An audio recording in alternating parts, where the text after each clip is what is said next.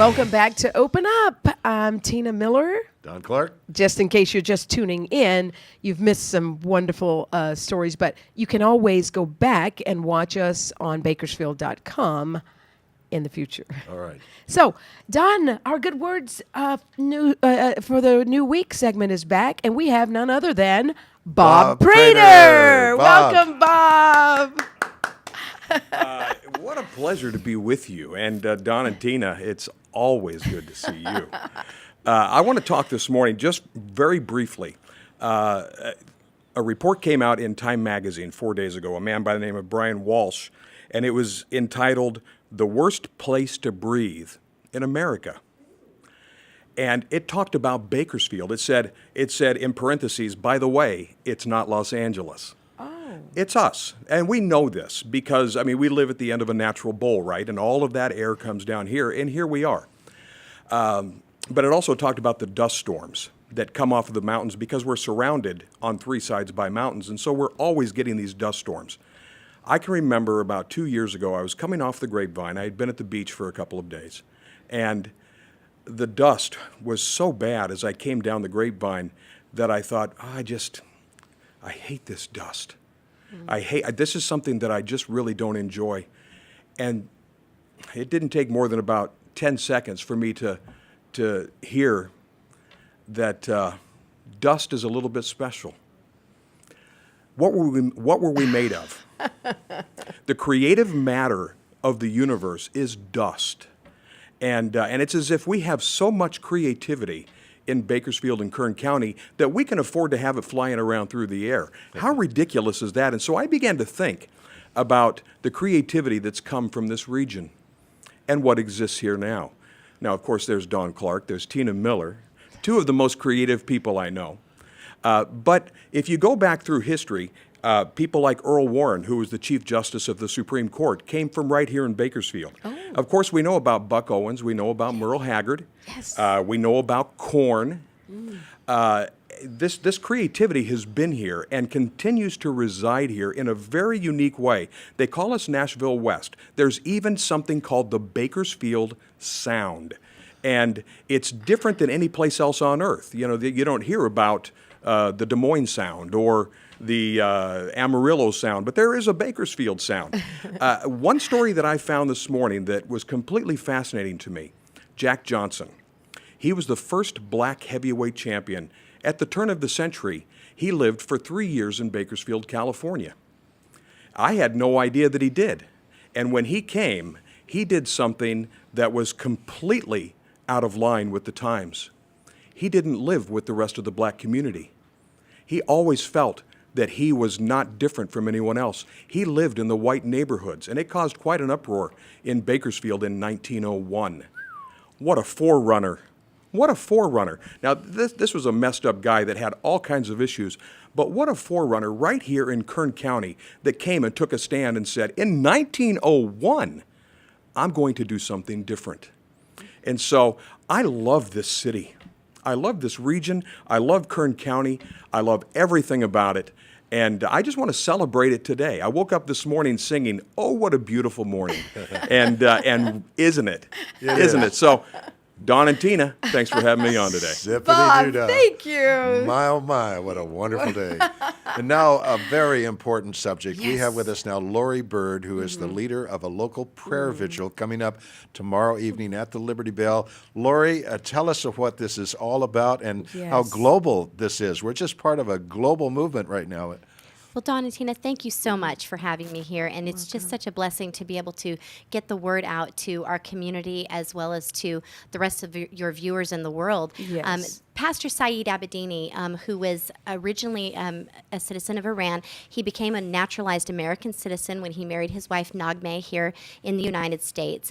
And he converted from Islam to Christianity back in 2000, and he was actually invited by the Iranian government to come to build orphanages and do humanitarian efforts there.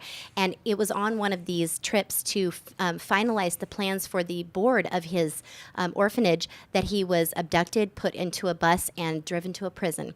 And he has been there now for 2 years tomorrow. So tomorrow marks the 2-year anniversary of his imprisonment, and because of that, there are prayer vigils worldwide, over 400, with one kicking off in Washington, D.C. today, 3 o'clock our time, so 6 p.m. Eastern, and that is being headed by Franklin Graham of the Billy Graham organization, as well as the ACLJ, and Saeed Abedini's wife, Naghmeh.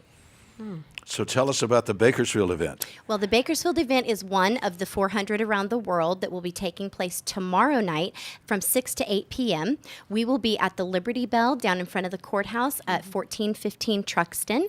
And there's also a website that people all over the world can go to find the vigil near them. Our vigil is going to have a representative of one of the faith community here, Reverend Angelo Frazier, will be there speaking, as well as we have a really unique situation. There is a lady coming to speak who actually went to college with Saeed Abedini's wife, Naghmeh, and she lives here in Bakersfield and will be there to speak as well. We'll have praise and worship music, and we just hope to gather as much support to have people come and pray for the persecuted church. It's not just about Saeed, that's whose name we're doing this in, but there are lots of those that are imprisoned for their faith, and we just want to bring awareness to that plight and ask people to just pray. For our viewers, Lori Bird lives up on some historic property up above Posey, is that it? And your grandfather had that property, some of the most beautiful property in Kern County. What laid it on your heart? What compelled you to step into this? All these long trips back and forth to Bakersfield, down the mountain. What caused you to do this? Well, to tell you the truth, I just feel like God laid it on my heart when this happened a couple of years ago. I became aware of it about a year and a half ago. And I'm just never one to shy away from something. And I had a mess. There was Facebook. And Facebook is great in a lot of ways, that we can reach people at times that we couldn't reach another way. And Saeed's wife had put together a page, and it had been circulated amongst the churches. And I saw it, and I liked her page. But I thought to take it a step further. It was just such a burden on my heart and in my family's heart. My children, we were praying for her and her 2 children. She has Rebecca and Jacob.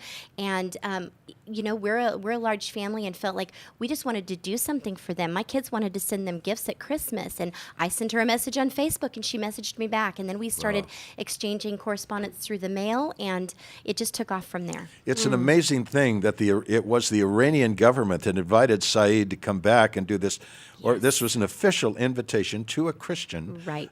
Tell us about that. That represents a real turnaround for that government. Well, when he had become a Christian in 2000, he had started house churches there in Iran, and obviously, that was not something that they looked upon favorably.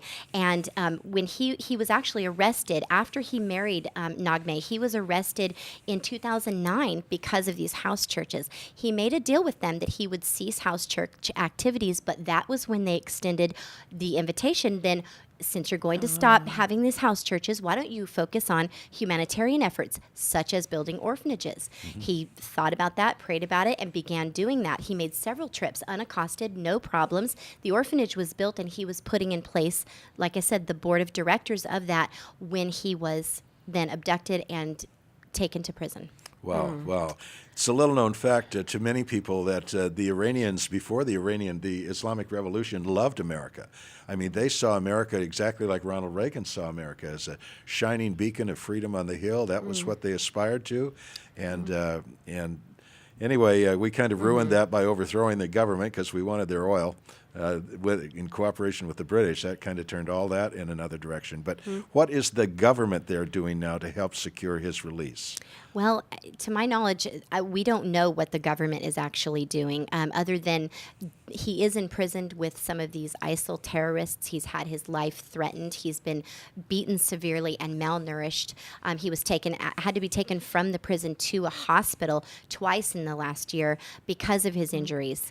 So I can't really speak to what the government there is doing for him. How is he's communicating with his wife? He is only able to communicate through the fact that his parents still live in Iran, and they have mostly been able to visit him every week. There have been times that those privileges have been revoked, times when he was put in solitary confinement, and then the times when he was in the hospital, they would have to go there to see him. But just last week, he was able to meet with his mother, but he actually had to leave that meeting early because he was in such severe pain from his internal injuries that he still suffers with. We have some information we'd like to put up on the screen. There is a hashtag Save Saeed and a hashtag called It's Time. You can find out a lot about that. And then it's the Bakersfield Prayer Vigil. That's tomorrow, 6 to 8 at the Liberty Bell. That's at Truxton and Chester, of course. And Tina and I will be there Yes. to Yes, do what we we will. can and join in this. And Angelo Frazier will be speaking. He was actually our first guest here when Yes, we started one the of our show first yeah. almost a year Did ago. the good words. And we're about to say bye, and thank you so much to everyone. you. And up next, if you like sports, tune in for Greg Kerr. Greg Kerr, the one and only, the Dean of Sports in Kern County. Greg Kerr. Thank you for joining us. We'll see you next time.